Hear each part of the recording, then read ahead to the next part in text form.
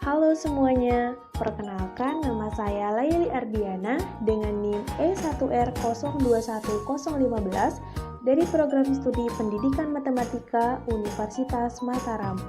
Pembahasan kali ini, saya akan membahas materi mengenai aljabar.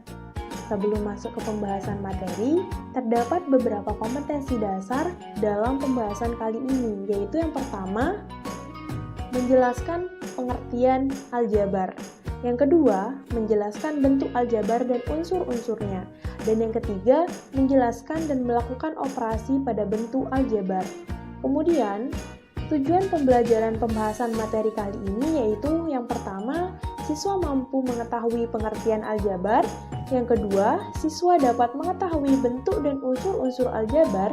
Dan yang terakhir yaitu, siswa mampu menyelesaikan operasi aljabar. Langsung saja ke pembahasan materi yang pertama yaitu pengertian aljabar. Aljabar dikemukakan oleh Al-Khwarizmi pada tahun 780 sampai dengan 850 Masehi. Oleh karena itu, Al-Khwarizmi dikenal sebagai Bapak Aljabar. Pada umumnya, aljabar adalah bagian dari ilmu matematika yang menggunakan huruf ataupun simbol untuk mendeskripsikan suatu bilangan dan memanipulasinya untuk membantu menyelesaikan masalah matematika. Lalu, sebenarnya apa itu bentuk aljabar? Simak ilustrasi berikut ini. Halo Bu Tika, halo Bu Ana. Wah, kelihatannya Bu Tika habis belanja dan membeli buah ya? Iya Bu, saya baru pulang dari pasar serta membeli 2 buah pisang dan 2 buah apel. Kelihatannya Bu Ana juga habis belanja dan membeli buah. Bu Ana membeli apa saja? Iya Bu, saya juga membeli 2 buah pisang dan 1 buah apel. Dari ilustrasi tersebut dapat dituliskan bahwa Bu Tika membeli 2 buah pisang dan 2 buah apel. Sedangkan Bu Ana membeli 2 buah pisang dan 1 buah apel. Selanjutnya, kita akan mengganti ilustrasi buah pisang menjadi X dan buah apel menjadi Y.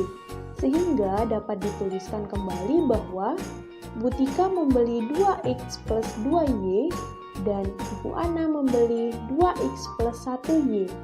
Dan kedua bentuk inilah yang dinamakan dengan bentuk aljabar. Pada suatu bentuk aljabar terdapat beberapa unsur-unsur aljabar yang mungkin sering kita dengar seperti variabel, koefisien, konstanta, dan suku. Namun, apa sih maksud dari istilah-istilah atau unsur-unsur tersebut? Simak terus penjelasan berikut ini. Baiklah, langsung saja yang pertama yaitu variabel. Variabel adalah suatu simbol atau huruf yang digunakan untuk menggantikan suatu nilai yang bersifat tidak tetap atau berubah-ubah tergantung persamaan yang memuatnya.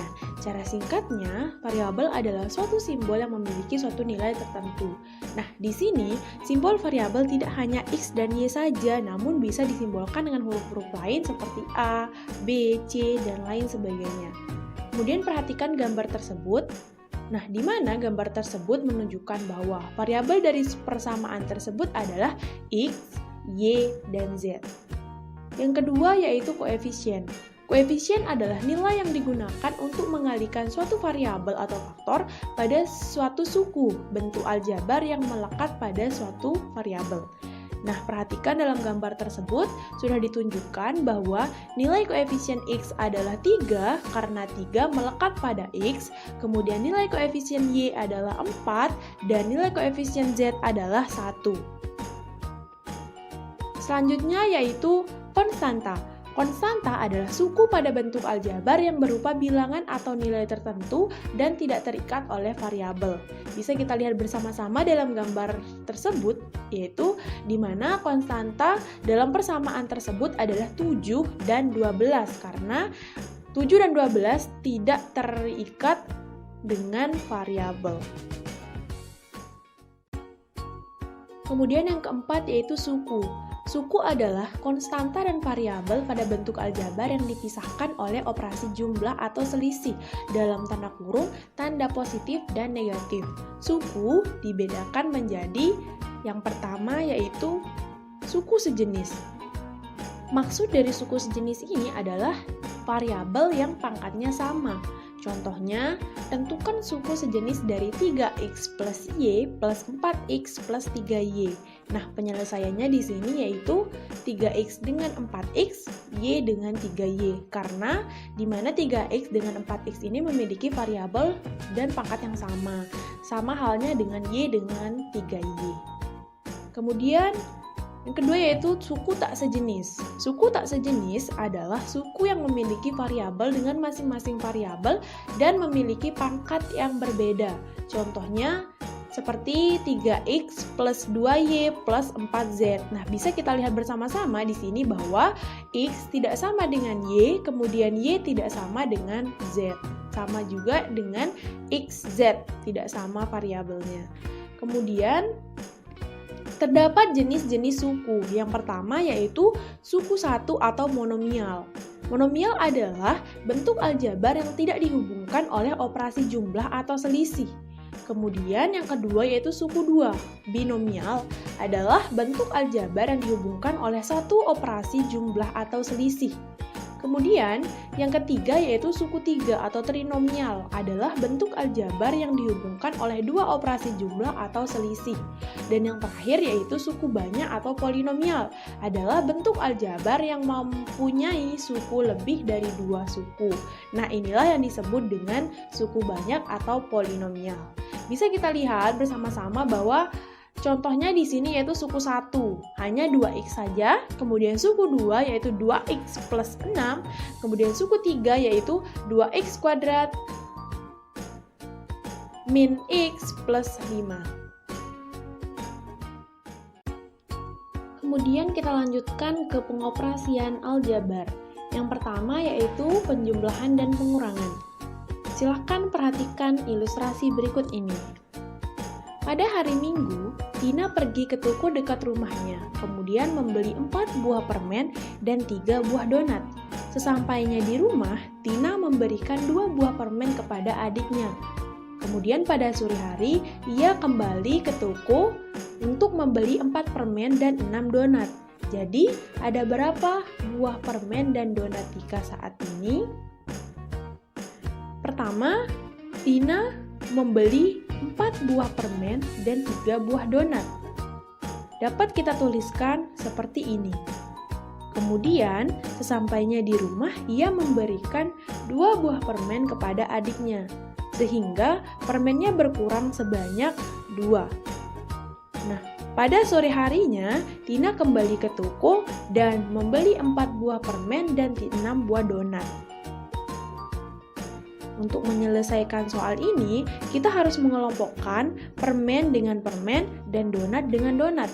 Karena permen dan donat adalah 2 hal yang berbeda, sehingga bentuk operasinya akan menjadi seperti ini. Dan sisa yang dimiliki Tina adalah sebanyak 6 permen dan 9 donat.